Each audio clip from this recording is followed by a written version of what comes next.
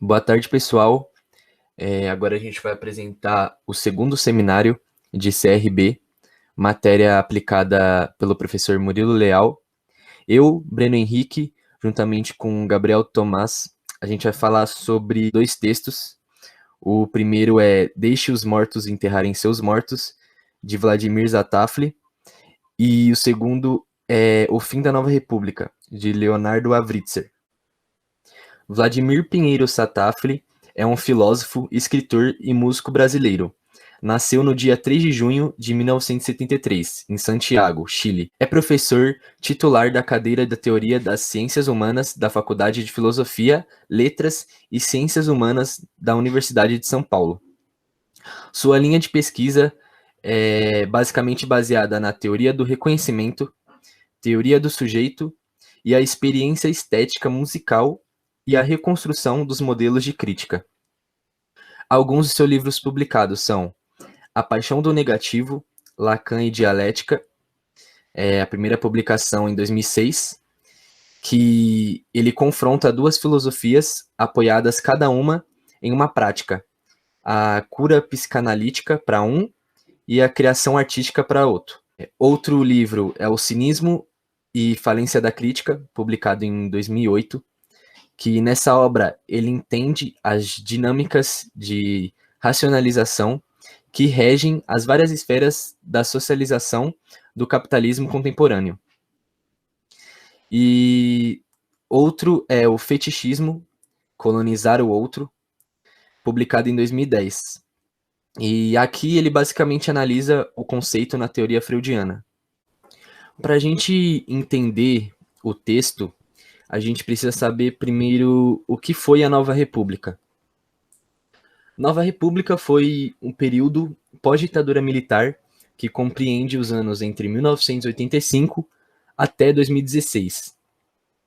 O primeiro presidente, que nem foi o primeiro presidente eleito pelo povo brasileiro, vai ser o José Sarney, do PMDB. Ele era vice do Tancredo Neves, que Tancredo Neves estava doente e tal, e faleceu. Logo após o falecimento de Tancredo, José Sarney ele assumiu o cargo. E o governo dele vai de 1985 até 1990.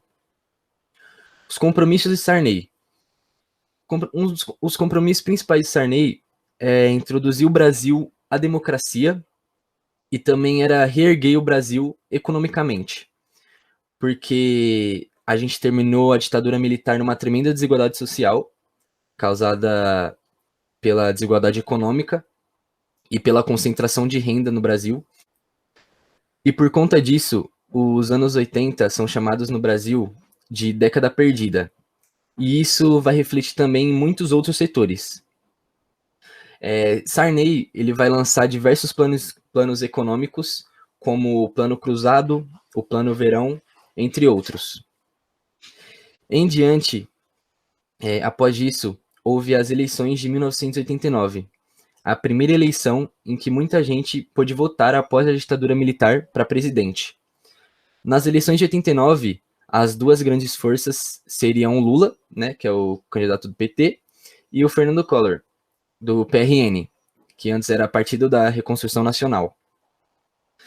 E o Lula, ele vinha com uma proposta mais popular, com apelo mais voltado para as questões sociais.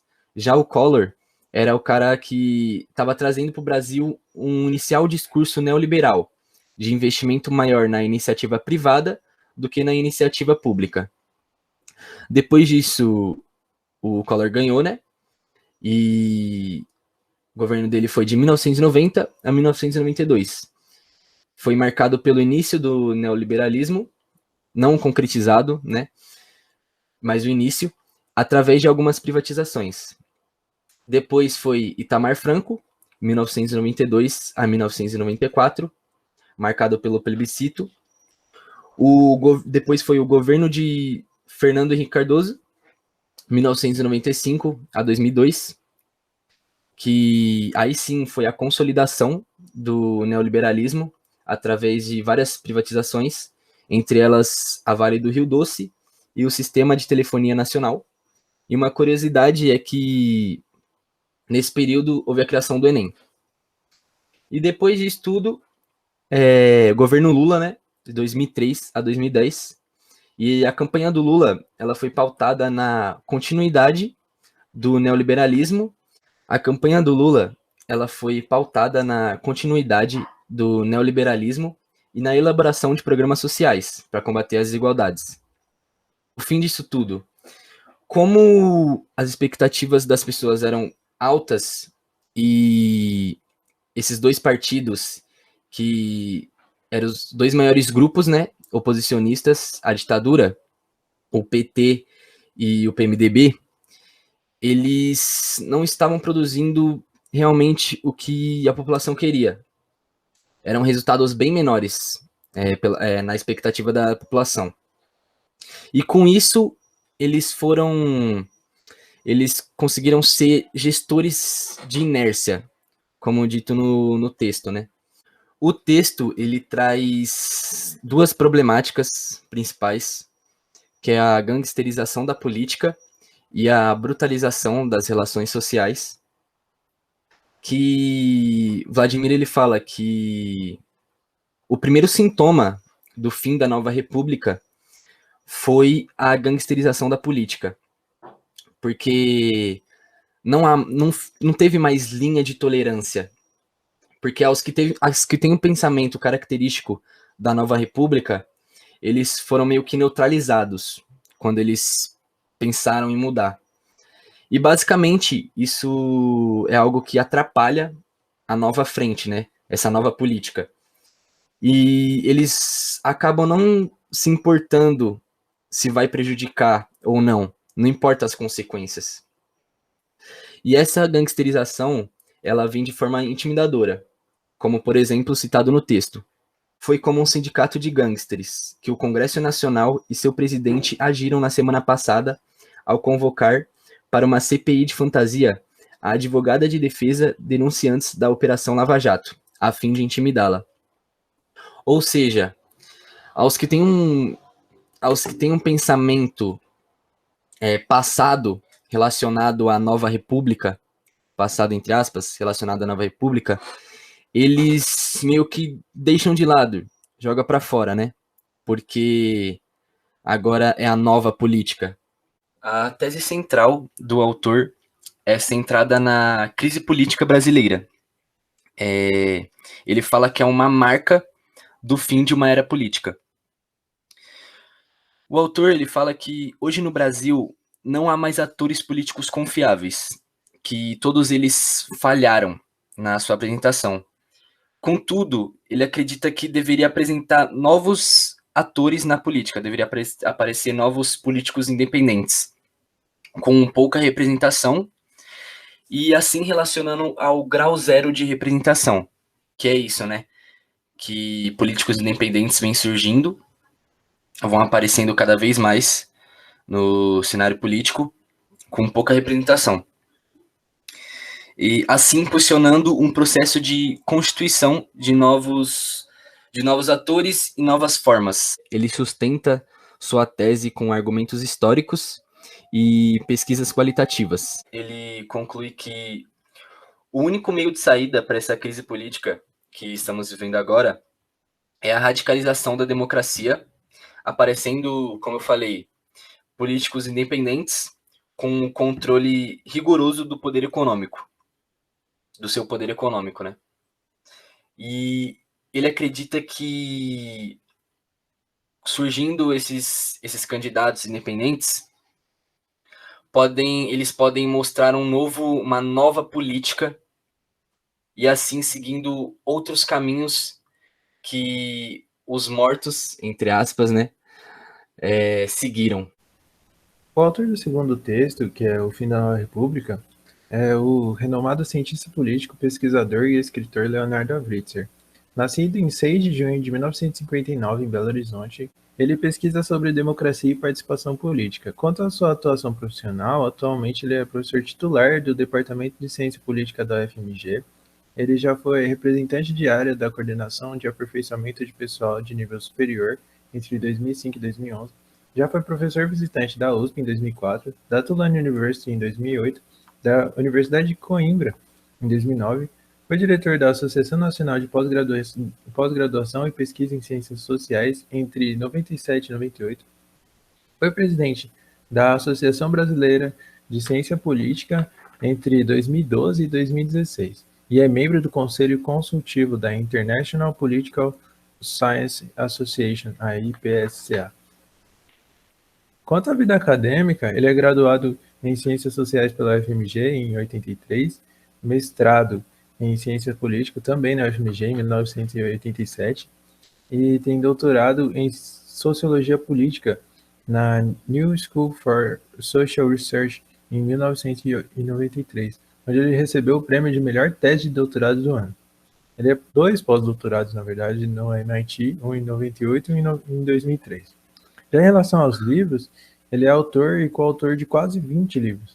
Seu mais recente trabalho é de 2021, que é o livro Governo Bolsonaro, Retrocesso Democrático e Degradação Política, que ele fez em parceria com o Fábio Kersh. Nesse livro são analisadas as relações do governo com o Congresso Nacional, do governo com os partidos políticos e Supremo Tribunal Federal e as políticas públicas. Cabe destacar também o livro A Moralidade da Democracia, de 1996, que recebeu o prêmio ANPOX, né, que é a Associação Nacional de Pós-Graduação em Ciências Sociais. Bom, alguns prêmios eu já citei, né, mas eu vou citar aqui um que ele recebeu em 2018, que foi a Medalha da Inconfidência Mineira, que é a mais alta comenda concedida pelo governo de Minas, e ela é atribuída a personalidades que contribuíram para o prestígio e a projeção mineira. O Fim da Nova República é um texto que foi produzido em 15 de maio de 2015, né? Naquele período, o que estava acontecendo no Brasil é o seguinte: a presidenta Dilma tinha sido afastada e o Temer tinha acabado de assumir o cargo como presidente interino do Brasil, né? E o panorama geral do texto relata as transformações nos ideais PMDBistas na política brasileira, né? O autor relata isso da seguinte forma: que após a ditadura militar, o PMDB foi o responsável pela redemocratização do país e por firmar uma agenda que promovia as ações de inclusão social e preservação da ordem no Brasil, né? E esses ideais se modificaram quando o partido se alia a forças de direita e promovem, a pedido do mercado financeiro, a extinção da Nova República, que havia sido criado pelo próprio PMDB. As mudanças no arranjo institucional do poder político, né, que no executivo, legislativo e judiciário, e foi assim, ó, a interação entre os poderes no país ocorria da seguinte maneira: um executivo ativo e um judiciário com fortes vantagens. Na Nova República, o executivo era responsável por organizar a economia e tocar o país. Ele era o centro do arranjo político e sempre com propostas para diminuir a desigualdade e estabilizar a economia. Já o STF, né, o Supremo, ganhou força com a Constituição, tendo até mesmo a possibilidade de interferir no poder legislativo. O Judiciário atuou reconhecendo direitos e corroborando com as principais políticas públicas daquela Constituição, né? E a mudança do cenário foi a seguinte: o Executivo e o Judiciário deixaram de ser as principais forças do governo, porque o executivo perdeu sua força após ser desgastado pelo poder legislativo, né? Já a degradação do STF ocorreu porque a base consensual de aplicar políticas e ações públicas se dissolveu, o que provocou a partidarização e deslegitimação do Supremo. Por fim, o autor acredita que o legislativo passa a ser o centro desse novo arranjo político e caímos em uma presidência congressualizada. A perda de representatividade do PT também está nesse texto, né? Que após os escândalos de financiamento de campanha envolvendo o partido, ele perdeu sua dominância na esquerda nacional e essa função passou a ser assumida pelos outros partidos de esquerda, né? O PSOL e o PCdoB. Bom, essa foto aqui é do Ulisses Guimarães. Ele foi um dos principais opositores à ditadura e foi deputado pelo PMDB e ele foi o presidente da Assembleia Nacional Constituinte de 1987 a 1988. A problemática abordada pelo texto houve uma mudança na coalizão social iniciada na Nova República. É, mas antes eu vou explicar o que é uma coalizão social, né? Coalizão é um acordo, é uma aliança política e social. Então, na nova república, a coalizão se instaurou da seguinte forma: o PMDB gerou o discurso de inclusão social aceito pelas forças de centro. A agenda de inclusão social que o PMDB gerou neutralizou a direita e forças conservadoras durante um certo período, né? E essa agenda progressista predominou na última década e produziu uma enorme inclusão social no Brasil. Com o fim da nova república, a coalizão se modifica e ela começa a funcionar dessa forma aqui, ó, com um forte conservadorismo político, com apoio do mercado para realizações de reformas econômicas conservadoras, né, algumas privatizações, algumas transformações na previdência, né, no trabalho, etc. E pouca ou nenhuma preocupação com a redução da desigualdade e sem compromisso com uma agenda social, né. Bem, a tese central do texto são os caminhos que culminaram no fim da Nova República, né?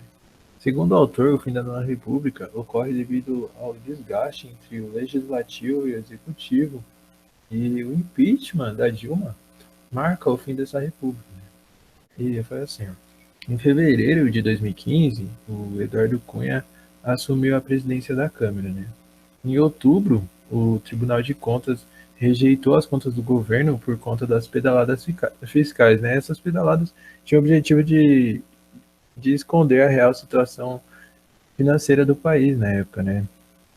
E ainda nesse outubro, o processo de impeachment da presidente foi protocolado. Em novembro de 2015, a Lava Jato avançou e teve a cassação de Eduardo Cunha. A cassação dele chegou ao Conselho de Ética, né? E ele virou o réu por lavagem de dinheiro. Aí no dia 2 de dezembro, bom, esse dia é importante, que o que aconteceu? O PT declarou apoio ao processo da cassação de Eduardo Cunha no Conselho de Ética, né? E o presidente da Câmara, né, o Eduardo Cunha, como forma de retaliação ao partido, ele anunciou o acolhimento do pedido de impeachment contra o presidente. E foi uma espécie de chantagem dele, né? Pode ser até considerado um abuso de poder. E, bom, para prosseguir a história, foi mais ou menos assim. Ó. Em março de 2016, o movimento de impeachment ganhou força e o PMDB rompeu de vez com o governo. O projeto de impeachment foi aceito pela Câmara, pelo Senado, e em maio o Temer assumiu interinamente o cargo, e em agosto de 2016 a Dilma é afastada totalmente e Temer é oficializado como presidente. Bom, isso foi um impeachment, né? E outra coisa que o autor também disse é que a nova república ela foi criada pelo PMDB de Sarney, né, e Ulisses de Guimarães, e que eles tinham uma preocupação com uma agenda social. E ela foi extinta pelo mesmo PMDB, só que agora o de Eduardo Cunha e Michel Temer. É o mesmo partido, só que agora o ideal é diferente, né? O ideal é a promoção do conservadorismo econômico. E a sustentação dessa tese, ele usa argumentos históricos e políticos. A conclusão do autor é que a nova república de fato acabou, pois os consensos formados durante a democratização, eles se dissolveram. E para terminar, o texto ele sugere que ou voltaremos para a velha república com Temer e seus ministros numa espécie de neo-oligarquia, né? Ou teremos força para criar uma novíssima república, com os que continuam comprometidos com a herança da Constituição Civil. E aí foi por isso que eu coloquei essa fotinho dele segurando esse livro em passos, né? Porque ele não termina com um caminho definido. Ele só joga uma sugestão da charge. Bom, essa imagem ao lado, ela é uma charge porque ela faz referência a um período histórico específico, de forma crítica e por meio de caricaturas. Essa charge foi feita em 1988 pelo autor Luiz Fernando Veríssimo. Nela, ele ilustra José Sarney, então presidente do Brasil na época, e ele está vestido com o fardão da Academia Brasileira de Letras no ato da assinatura da Constituição. Ele está usando uma espada para assiná-la, né? E na figura tem interjeição EPA, demonstrando que ele cometeu um equívoco ao pegar a espada ao invés de pegar uma caneta. Né? A interpretação da charge, primeiro é bom lembrar que o Sarney, como o Breno falou, ele era o vice do Tancredo Neves, o candidato que realmente venceu as eleições de 85. Mas com o falecimento de Tancredo, Sarney assumiu a presidência. Também é importante mencionar que Sarney era membro da Academia Brasileira de Letras. E para você entrar na academia, é necessário que o seu antecessor tenha falecido, pois os membros são efetivos e perpétuos. E durante essa cerimônia de posse da cadeira, o novo membro deve receber a espada da mão do mais antigo membro da academia. E todos devem estar usando o fardão verde louro. Bom, aqui tem uma foto para vocês verem. Essa daqui foi a cerimônia do Sarney, né, com todo mundo com esse fardão aí. E essa daqui é a espada que é entregue ao novo membro. O lado crítico da charge é dizer que em ambos os lugares, Sarney foi eleito em decorrência da morte de um antecessor, certo? Porque para ele entrar na academia, alguém morreu, e para ele entrar na presidência, o Tancredo morreu. Então esse é o lado crítico. O lado cômico é ele trocar a caneta pela espada no momento da assinatura da Constituição. E assim como na academia, ele estava se sentindo imortal. E por realizar algo tão importante, até divagou na hora de escolher as roupas e pegar a caneta. A ligação do texto com a charge foi a criação da Constituição de 1988, porque foi ela que marcou o início da nova república. Ela trouxe uma série de direitos aos grupos minoritários. O autor da charge é o cartunista, cronista, jornalista, tradutor, músico e roteirista de programas para televisão Luiz Fernando Veríssimo. Essa é uma foto dele aí para vocês verem. Ele nasceu em 1936 no Rio Grande do Sul. Hoje, aos 84 anos, ele trabalha como colunista para o Estadão. E durante sua carreira, ele já trabalhou para o Jornal Zero Hora, a Revista Veja, Estado de São Paulo, Folha da Manhã e Jornal Globo, entre outras participações. Os livros, sobre seus livros, são mais de 80 títulos. Eu vou citar duas obras aqui, que são o Analista do Bagé, de 1981, que foi um sucesso nacional. Na verdade, foi o primeiro sucesso dele. O livro se esgotou em 2 dias só. O outro é Comédias da Vida Privada, que foi até mesmo adaptado como minissérie para a TV Globo em 1994. Já em relação à música, Veríssimo é um apaixonado pelo jazz. Ele é saxofonista e em 1995 passou a integrar o grupo Jazz 6 e lançou 4 CDs. Luiz recebeu várias premiações. Em 96, ele recebeu o prêmio Juca Pato, que é designado ao intelectual do ano pela União Brasileira de Escritores. E no mesmo ano, né, de 96, ele recebeu a medalha do mérito Pedro Ernesto, da Câmara de Vereadores do Rio de Janeiro. Em 2003, seu livro Clube dos Anjos foi escolhido pela New York Public Library como um dos 25 melhores livros do ano. Juca Chaves, ele é um compositor, músico e humorista brasileiro.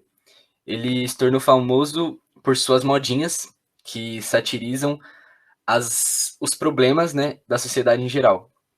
Juca nasceu no Rio de Janeiro, no dia 22 de outubro de 1938. Teve formação em música erudita e começou a compor ainda na infância. O início da sua carreira foi no fim da década de 1950, tocando modinhas e trovas mais suaves. Juca ele foi um crítico do regime militar, da grande imprensa e do próprio mercado fonográfico. Ele chegou até ser exilado em Portugal na década de 1970. Ele foi exilado pois ele incomodou o regime, né, o regime ditatorial, e com suas sátiras, que estavam ganhando muito espaço naquela época. Nas rádios, na televisão local. E depois ele se transferiu para a Itália.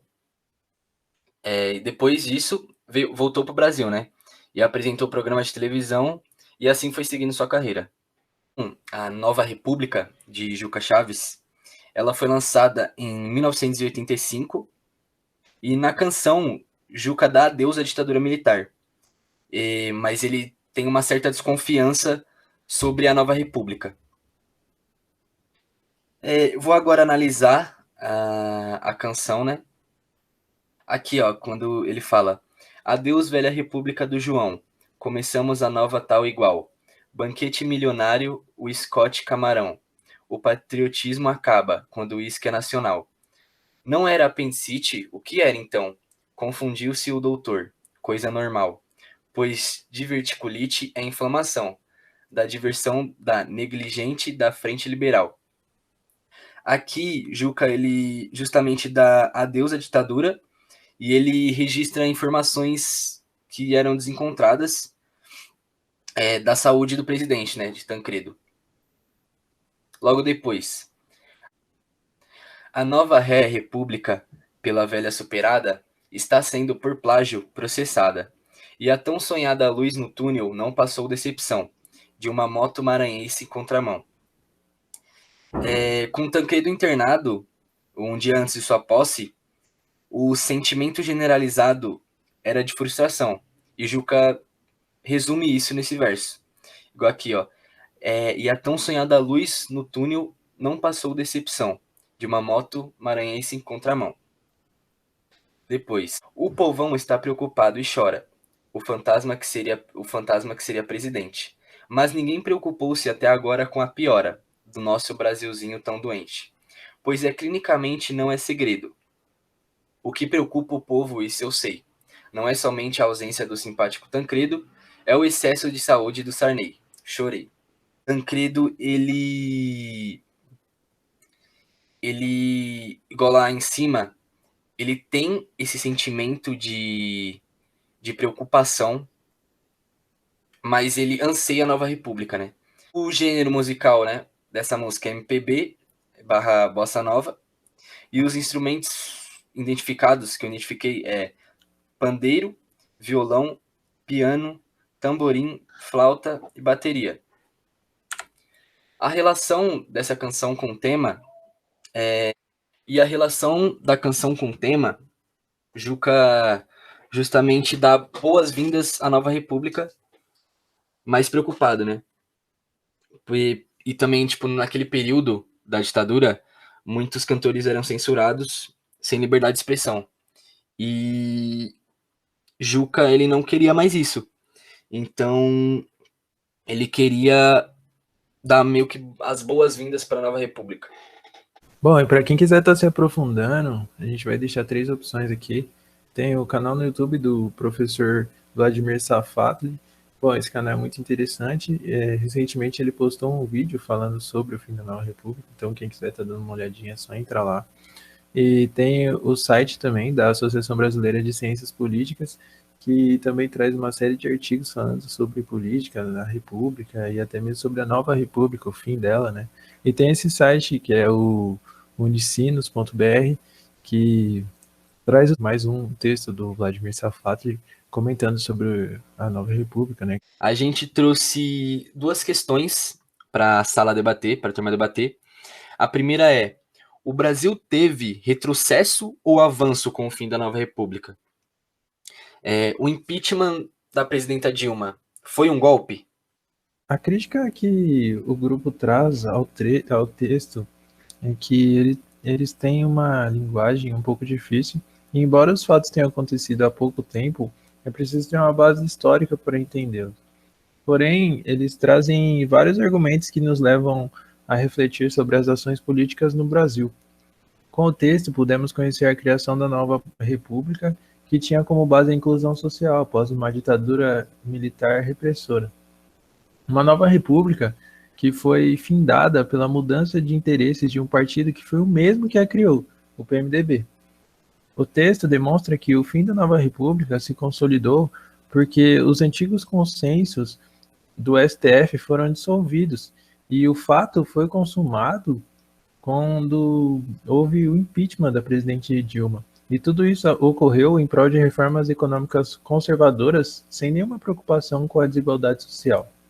Essa foi a nossa apresentação. Espero que tenham gostado. Obrigado a todos. Tchau.